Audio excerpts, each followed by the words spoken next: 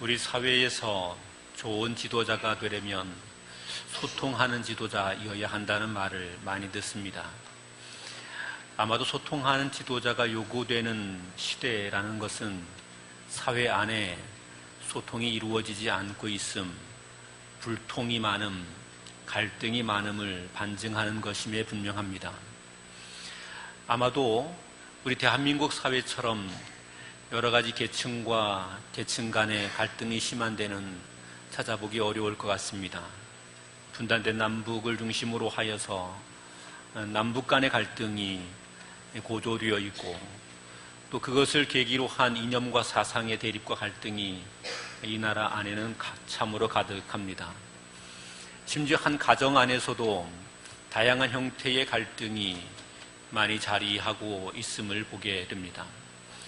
갈등과 분쟁이 많은 곳이 행복한 곳이냐? 거기에 행복이 있다고 말하기는 참 어려울 것 같습니다. 이 땅이 행복하게 되려면 갈등은 사라지게 되고 거기에 평화가 머물러야 될 것입니다. 교회도 마찬가지입니다. 교회 안에 이런저런 형태의 갈등이 많으면 그 교회는 행복한 교회일 수 없습니다. 교회가 행복하려면 갈등의 요소들이 그 가운데 들어오게 됐어도 그것을 잘 해소해내고 결국은 평화를 만들어 갈 수 있게 될 때 그 교회는 행복한 교회가 될 것입니다. 수많은 사람들이 갈등의 문제를 해결하기 위해 소통이라는 말을 화두로 던지게 됐기는 했지만 소통이라는 것이 쉽게 이루어지는 것이 아닙니다. 대화하기 위해서 소통하겠다고 한자리에 앉아서 이야기를 진행하다 보면 소통이 되는 것이 아니라 더욱 무서운 불통이, 아니 전쟁이 일어나고 마는 것을 우리는 보지요. 문제를 해결하기 위해서는 이런저런 모습으로 대화해야 된다.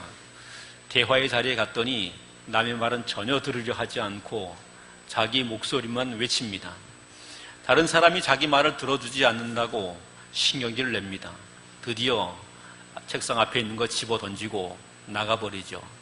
차라리 대화하지 않았던 것이 훨씬 더 나았을 법한 일들 또한 많이 있습니다.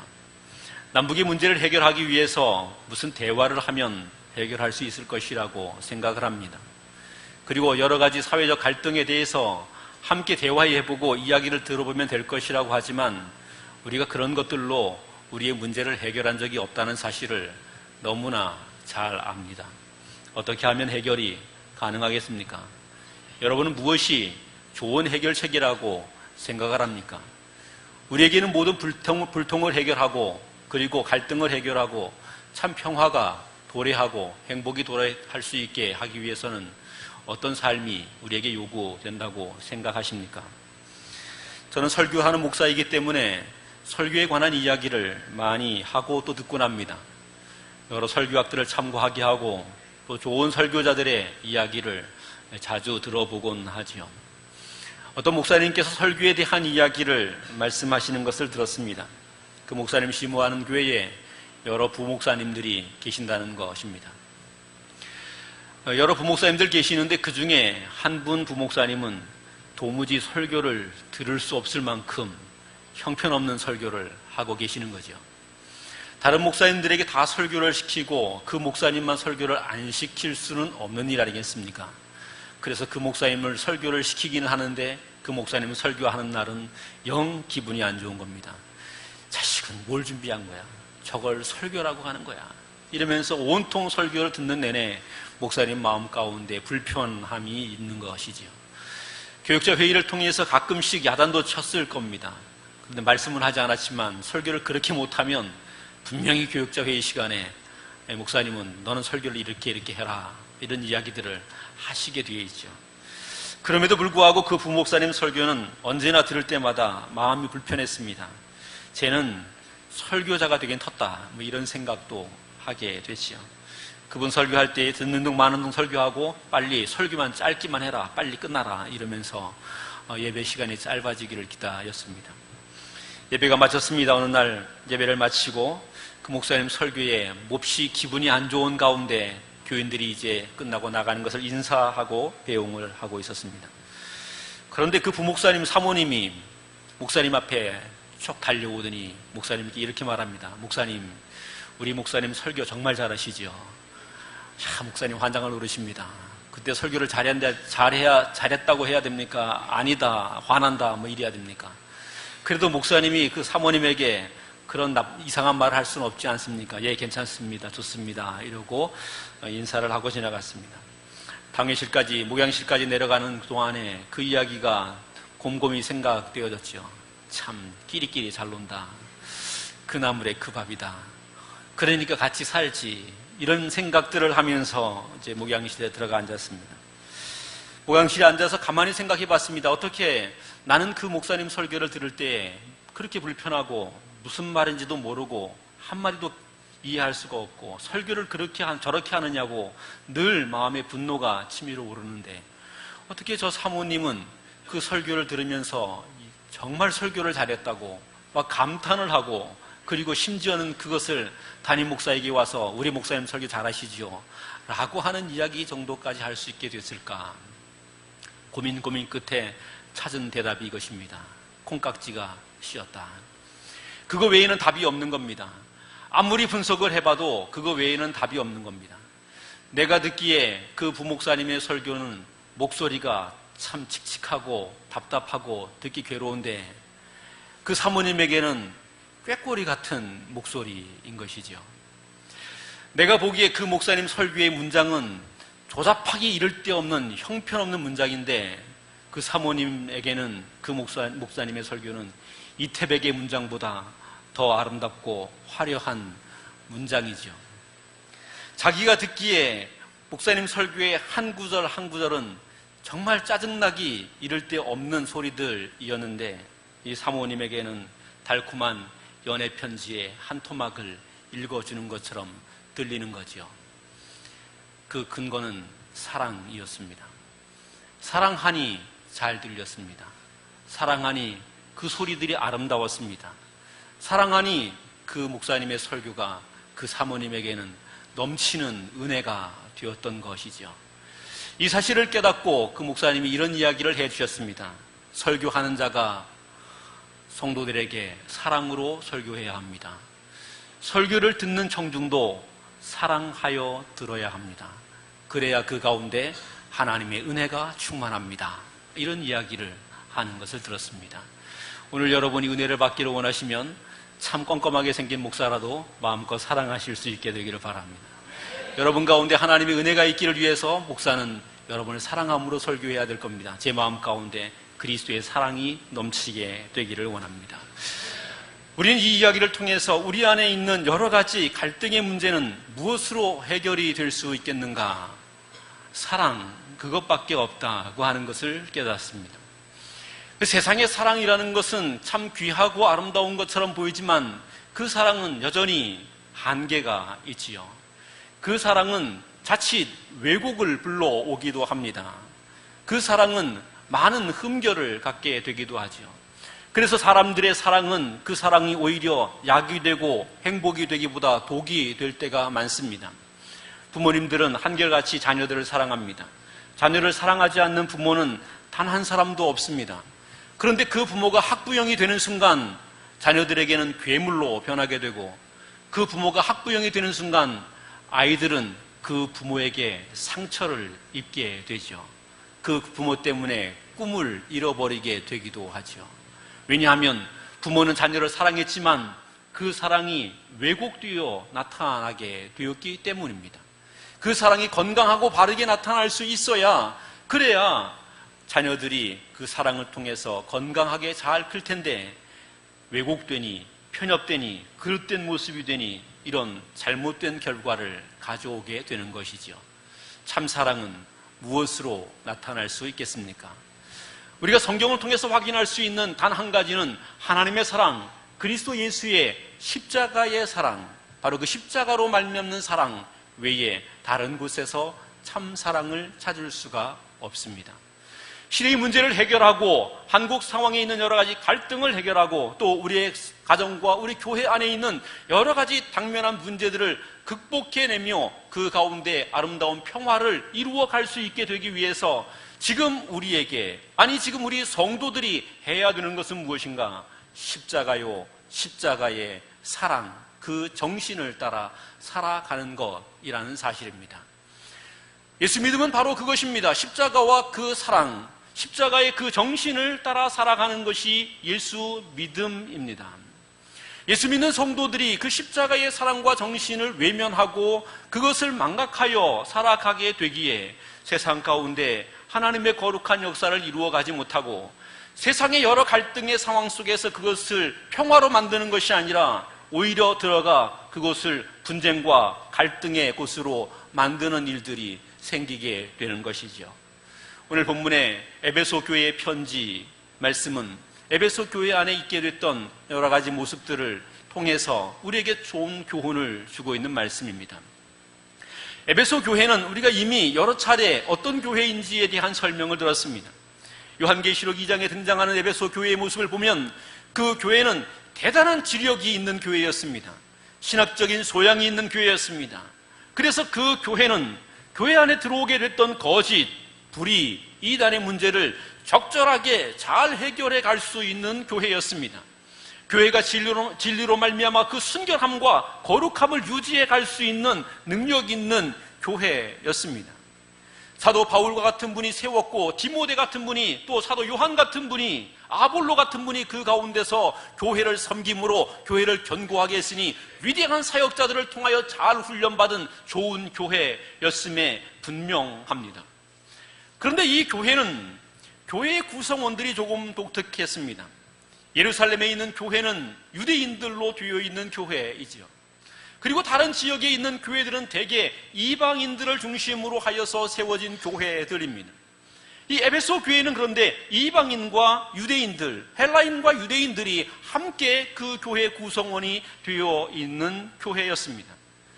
헬라인과 유대인, 이 둘은 결코 화합할 수 없는 민족이지요. 물과 기름과 같은 민족입니다. 유대인은 독특한 특징을 가지고 있습니다. 그들은 자신들이 하나님의 백성이라는 아주 그 자부심, 선민 사상에 물들어 있는 사람들이죠. 자기들이 선민이라고 여기는 것과 상대적으로 선민이 아닌 다른 이방 민족은 짐승과 같이 우매하다, 이렇게 여기게 됐습니다. 저들은 하나님의 저주의 사람이고 우리는 하나님의 선택받은 은혜와 복의 사람이다, 이런 생각을 갖고 살아왔지요. 아브라함의 자손이라고 하는 그 이름 하나만을 가지고 그들은 마치 대단한 사람인 것처럼 생각하여 살아왔습니다. 예수를 믿게 된 유대인들이라 하여서 다른 것은 아닙니다. 그들은 아브라함의 후손으로, 다윗의 후손으로 오신 예수님, 그분이 유대인으로 오신 분이기 때문에 유대인이라고 하는 것에 대한 자긍심과 긍지가 대단했던 사람들입니다. 그리고 동시에 이방인들은 천하게 여기죠. 저들은 부정한 백성들이다, 부정한 민족들이다. 비록 지금 그들이 예수를 믿어서 우리와 함께 교회 생활을 하고 있다 할지라도 그들은 부정하다, 이렇게 여기고 있게 됐습니다. 반면에 이와 같은 모습으로 교회를 섬기게 됐던 이방인들의 생각은 조금 달랐습니다. 지금 교회가 어디에 있습니까? 에베소 땅에 있습니다. 에베소에는 아무래도 유대인보다는 에베소 사람들이 훨씬 더 많지요. 헬라인들이 훨씬 더 많습니다. 그 이방인들이 훨씬 더 많은데 우리가 숫자로 보나 뭐로 보나 훨씬 더 많다. 교회를 섬기는 것도 우리가 훨씬 더 많이 섬긴다 하면서 자신들이 훨씬 더 유대인들보다 낫다는 이야기를 말하지만 마음 한켠에는 이런 생각이 남지요. 그래도 예수님도 유대인인데 하는 생각이 남지요. 여전히 그들의 앞에서 조금 부족한, 그들을 바라보면서 조금 자괴감에 빠지는 그런 모습을 간직하게 된 것입니다. 이 에베소 교회의 모습입니다. 이런 교회는 유대인과 헬라인들이 같이 함께 하나님의 교회를 섬기게 되지만 그 교회 안에 겉으로 드러나는 큰 분쟁이나 싸움은 없었습니다. 그렇지만 그들은 여전히 그들 안에 보이지 않는 갈등, 문제들을 가지고 아름다운 교회의 하나됨을 이루어가지 못하게 된 것입니다. 바울 사도는 이와 같은 에베소 교회를 바라보면서 교회는 하나님이 허락하여 주신 은혜에 충만한 곳이 되어야 한다. 하나님의 은혜의 충만함으로 온 세상 가운데 하나님의 은혜의 충만을 나타내는 곳이 되어야 한다. 그렇게 되기 위해서는 우리 가운데 어떤 차별이나 갈등이 없이 서로가 온전히 하나됨으로 하나님의 은혜와 복을 충만히 누릴 수 있게 되어야 한다. 그리고 그것을 이루는 방법은 오직 하나, 예수 그리스도 그분의 십자가로 말미암아 가능하다 하는 사실을 말씀하게 되는 거죠. 그리고 사도 바울은 오늘 본문을 통해서 이 십자가의 정신으로 살아가야 우리의 삶 가운데 하나님의 은혜와 영광의 충만함이 있다는 사실을 역설하게 되어집니다. 사랑하는 성도 여러분, 우리는 지금 어떻게 무엇으로 이 땅을 살아가고 있습니까? 우리에게 질문해 봐야 합니다. 내가 이 땅을 살아가는데, 내 인생을 살아가는, 내가 이 땅을 살아가는 내 삶의 기조는 무엇이냐? 나는 정말 십자가의 정신으로 십자가의 깃발을 휘날리며 이 땅을 살아가고 있는 사람이냐? 아니면 나는 다른 것을 내 삶의 중요한 이념이요, 사상이요, 그 근거로 해서 그것을 따라 살아가고 있느냐? 한국 사회에 많은 기독교인들은 십자가 정신이 그 핵심 이념이 되어 있지 않습니다. 안타깝게도 진보 진영에 있는 사람은 진보 이데올로기가 그들의 핵심 이념이 돼서 신앙생활을 합니다. 보수적인 곳에 자리하고 있는 분들은 보수적 사상이 그들의 핵심 이념이 돼서 그 깃발 아래 신앙생활을 합니다. 이상합니다. 예수를 믿는다고 말하는 사람들이 십자가의 깃발 아래 십자가의 정신으로 삶을 살아가야 하는데, 십자가의 정신이 아니라 보수의 이념으로, 진보의 이념으로 신앙생활을 한다고 모이고 삶을 살아간다고 합니다. 그래서 예수 믿는 사람이 한 자리에 모였음에도 보수와 진보는 극렬하게 대립하고 있는 것을 우리는 너무나 많이 봅니다. 대한민국의 교회는 경상도 교회와 전라도 교회가 있지요. 경상도 교회는 경상도 사람들만, 전라도 교회는 전라도 사람들만. 어쩌다 전라도 교회에 경상도 사람이 가면 정말 고춧가루고, 경상도 교회에 전라도 사람이 가면 살아남지 못합니다. 이게 한국 교회의 모습이죠. 지금 우리는 무슨 깃발을 휘날리며 어떤 정신으로 살아가고 있습니까? 우리 자신을 돌아보아야 합니다. 나는 지금 무엇을, 어떤 정신으로 하나님의 교회를 섬기며 내가 어떤 정신으로 내 믿음의 삶을 살아가고 있는가? 내 믿음의 삶이 다른 이념으로, 다른 사상으로 왜곡되고 변질되어 있지는 않는가 돌아보아야 합니다. 그리고 십자가 정신으로 우리의 신앙과 삶을 이루어가기를 다시 결단해야 합니다. 십자가의 정신으로 이 땅을 살아가는 것은 어떤 것입니까? 오늘 본문을 통해서 사도 바울은 우리에게 몇 가지 십자가 정신으로 살아가는 것에 대하여 이야기합니다. 예수님의 십자가는 예수님 자신이 그의 백성된 우리를 위하여서, 죄인된 우리를 위하여서, 아니 죄인된 나와 너를 위하여서, 죄인된 보수와 진보의 사람들을 위하여서 피를 흘리시고 희생하심으로 하나를 이루어 가시는 그런 것이었습니다. 예수님의 십자가는 사랑을 인하여 섬기는 것이었고, 예수님의 십자가는 그 사랑을 인하여 희생하는 것이었습니다. 피 흘리기까지 희생하는 것이었습니다. 지금 우리 그리스도인들에게 필요한 것이 무엇인가? 바로 이와 같은 모습입니다. 사랑을 위하여 기꺼이 피 흘릴 수 있는 자가 되는 것, 사랑을 위하여 기꺼이 희생의 섬김을 감당할 줄 아는 자가 되는 것, 바로 그것입니다. 내가 나만을 위하여 사랑하는 것이 아니라 내 원수된 자를 위하여서도 기꺼이 사랑하여 내 생명을 드리는 헌신과 섬김을 이루어갈 수 있게 되는 것, 이것이 주님이 우리에게 요구하고 있는 십자가의 삶이라고 하는 말입니다. 우리 주님은 주님 마음에 드는 착한 사람들을 위해서만 십자가를 지신 것이 아니었습니다. 성경은 허물과 죄로 죽었던 사람들을 위하여 십자가를 지셨다고 말씀합니다. 원수 되었던 자를 위하여 우리 주님께서는 십자가를 지셨다고 말씀합니다. 나하고 이념이 같은 사람, 나하고 신분이 같은 사람, 나하고 계층이 같은 사람, 이런 사람들을 위해서 십자가의 섬김을 이루신 것이 아니라고 말합니다. 우리는 우리 주님의 그 십자가의 정신을 이어가야 합니다. 이것이 교회입니다. 이것이 성도입니다. 이 땅 가운데 우리는 십자가의 정신을 가지고 기꺼이 사랑하여 섬김에 앞장설 수 있어야 합니다. 교회가 힘을 잃어가고 교회가 거룩한 능력을 상실하게 되는 이유 가운데 하나는 그리스도인들이 십자가의 정신을 따라 세상을 살아가지 아니하고 다른 정신으로 세상을 살기 때문에 그러합니다. 예수님의 십자가의 정신을 따라 기꺼이 사랑하여 섬기며 희생하는데 자기의 생명을 내어주기까지 희생하여 섬기게 된다면 어느 누가 교회를 또 성도들을 미워하고 싫어할 수 있겠습니까? 어느 누가 교회와 성도를 거부할 수 있겠습니까? 그러나 오늘 이 시대에 교회와 성도들이 그 십자가의 사랑을 간직하지 아니하고 다른 것을 따라 살아갑니다. 그래서 실패하고 마는 것입니다. 사랑하는 성도 여러분, 주님의 십자가를 바라보시기를 바랍니다. 주님이 나를 위하여 흘리신 그 주님의 십자가의 피를 바라보실 수 있기 바랍니다. 내가 주님 앞에 그럴 자격이 있는 자였는가를 한번 기억하여 생각해 볼 수 있기를 바랍니다. 우리는 그저 그리스도 밖에 있는 자요 은혜와 구원에서 멀며 하나님께 대하여 아무런 소망이 없는 자이었음에 그럼에도 불구하고 하나님은, 우리 주님은 우리를 위하여 십자가의 피 흘리심의 희생을 통해 우리에게 사랑의 섬김을 베풀어 주셨습니다.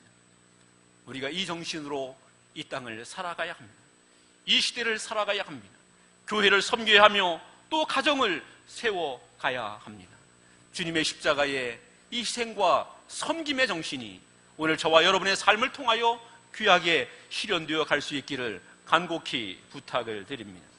두 번째, 예수님의 십자가의 모습은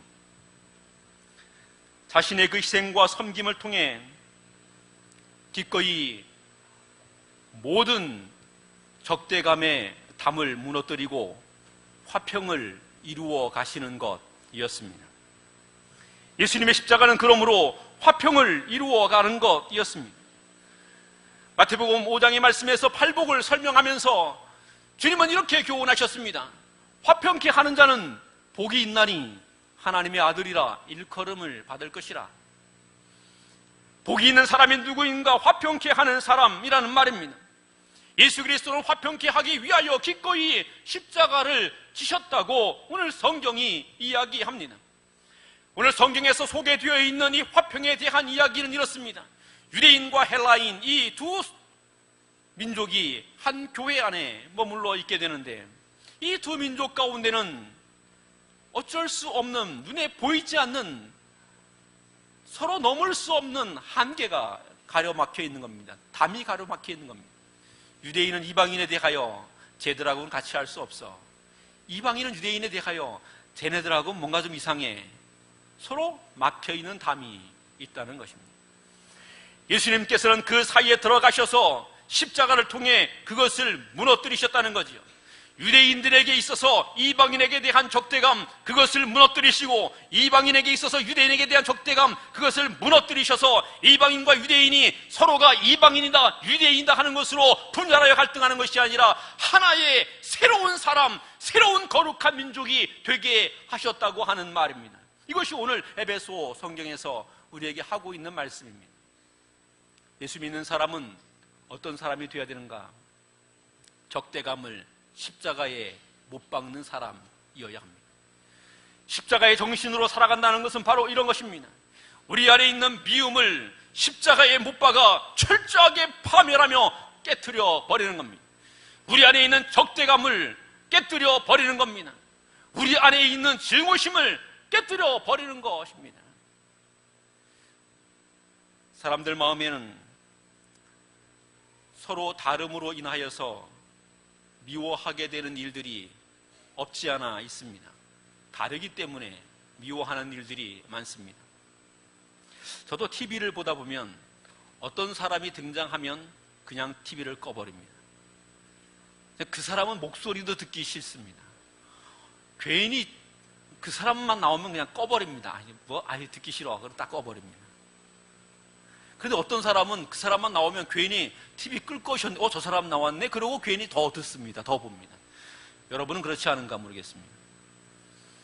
교회에 딱 들어오시는데, 교회에 들어오면 어떤 장로님 만나면 기분이 좋습니다. 그런데 어떤 집사님 만나면, 오늘 또 왜 먼저 와 있어? 왜 또 저 자리에 앉아 있어? 그냥 보는 것 자체가 불편합니다. 이런 거 혹시 없습니까? 우리에게 이런 일들이 있습니다. 오늘 성경은 이런 것을 뭐라고 말했냐면 우리 가운데 있는 담이라고 그랬습니다. 우리 가운데 있는 담이라는 겁니다. 그러면 그 담을 어떻게 해야 되느냐? 십자가로 무너뜨려라 이렇게 말했습니다. 예수님의 십자가로 무너뜨려라. 예수님의 그 십자가의 사랑으로 무너뜨려라. 다른 표현으로 하면 이렇습니다. 예수님께서 십자가에 매달린 것처럼 내 마음에서 일어나는 그런 담을 잡아다가 십자가에 매달고 박살내버려라 하는 이야기입니다. 그렇게 될 때에 여기에서부터 십자가 정신으로 말미암는 평화가 우리 가운데 있게 되는 거지요. 여기에서부터 그 평화가, 그 사랑이 우리 가운데 충만하게 역사하게 된다는 이야기입니다. 여러분 마음 가운데 혹시 누군가에 대한 미움이 있으시다면 오늘 그 십자가에 당장 매달고 못 박아서 깨뜨려 버리시기를 바랍니다. 혹시 여러분 가운데 응어리나 한으로 남아있는 어떤 사람이 있다면 그 사람에 대한 나는 저 사람하고 도저히 같이 할 수 없어 하는 그 생각을 끄집어다가 십자가에 못 박아 버릴 수 있게 되기를 원합니다. 또 어떤 사람이 나에겐가 큰 잘못을 했기 때문에 그 잘못으로 인하여 나와 그 사람 사이에 큰 담이 쌓여있다면 그 문제를 가져다가 용서함으로 십자가에 못 박으실 수 있게 되기를 바랍니다. 그래서 우리 사이에 막혀있는 담을 무너뜨려야 합니다. 십자가는 바로 그런 것입니다. 십자가의 정신으로 살아가는 것은 그런 것입니다. 사람들은 끊임없이 나와 다름을 통하여 계속해서 담을 쌓아가며 살아갑니다. 점점 더 높은 담을 쌓아가면서 살아갑니다. 나는 누구와 다르다, 나는 누구와 다르다, 나는 누가 싫다 하면서 끊임없이 담장을 높이 쌓아가며 스스로 고립되어 가는 삶을 살아갑니다. 거기에는 평화가 있을 수 없습니다. 거기에는 행복이 있을 수 없습니다. 당장에 담을 낮추어야 되고 허물어 버려야 됩니다. 예수님의 십자가에 그것을 매달아 못 박아 버림으로 우리 가운데 있는 어떤 담도 완전히 무너지게 되고 하나님이 허락하여 주시는 평화의 화합이 하나됨의 거룩한 역사가 그 행복이 넘쳐날 수 있게 되기를 주의 이름으로 부탁을 드립니다. 세 번째로 오늘 성경이 우리에게 소개하고 있는 이 십자가의 정신은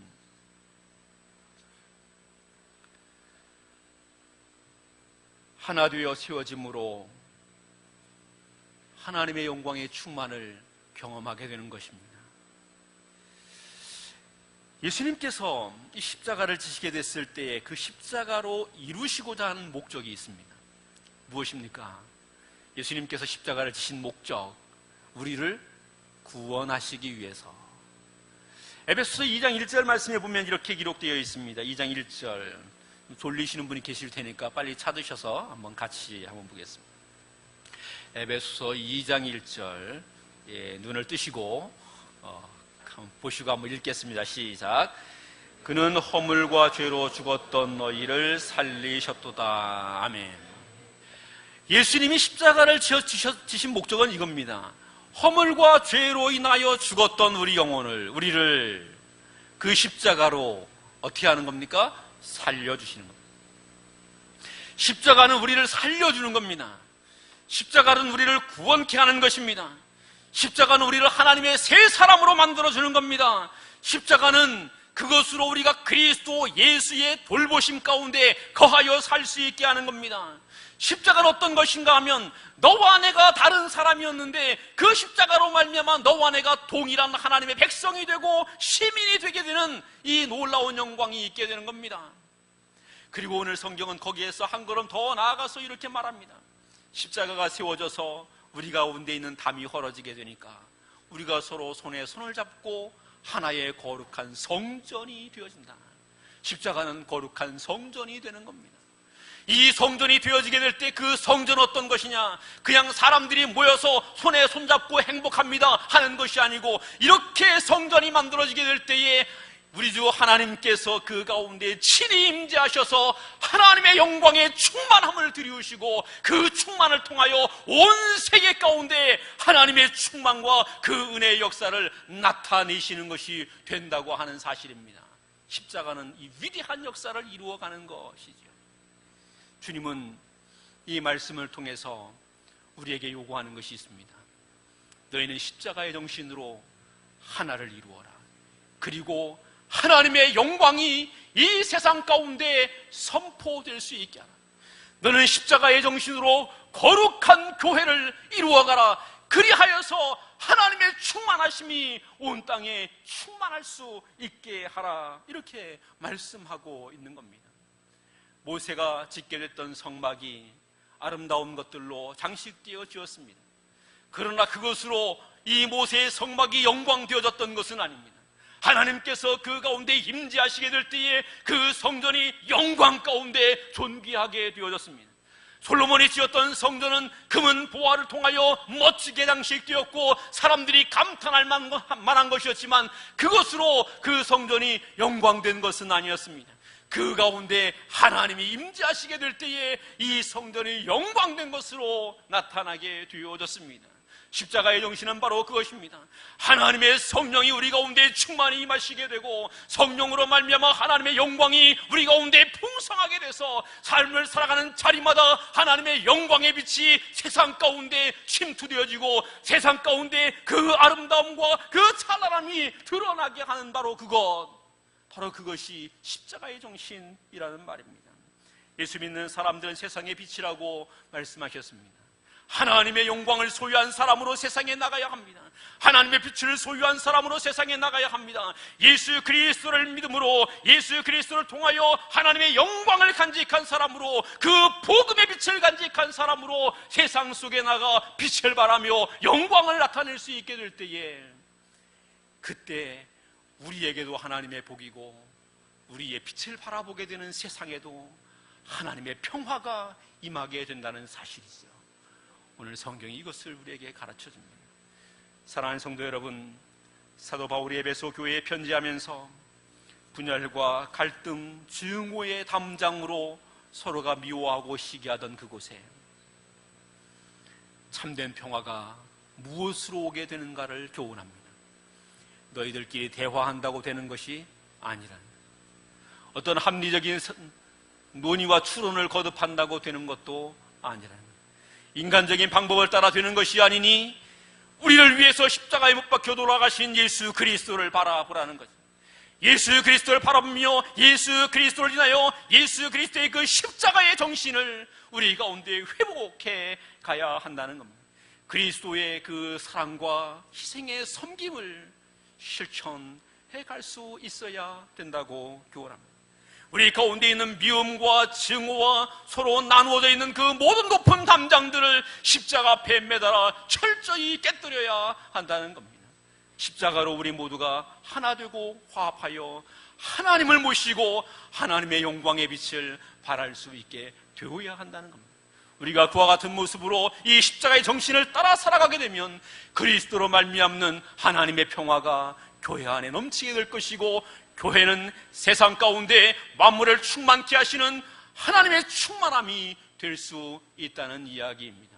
사랑하는 성도 여러분, 분열이 가득한 이 대한민국 땅에 또 여전히 우리 가운데 있는 여러 가지 갈등과 분열의 문제들 앞에 오늘 우리는 십자가를 바라볼 수 있기를 원합니다. 십자가의 정신을 회복할 수 있기를 원합니다. 이 정신을 통하여 하나님께서 우리에게 허락하여 주시는 말로 할 수 없는 평화와 천국의 기쁨과 하나님의 충만하심이 저와 여러분과 이 나라 이 민족에게 충만하기를 우리 주님의 이름으로 축원합니다. 기도하겠습니다.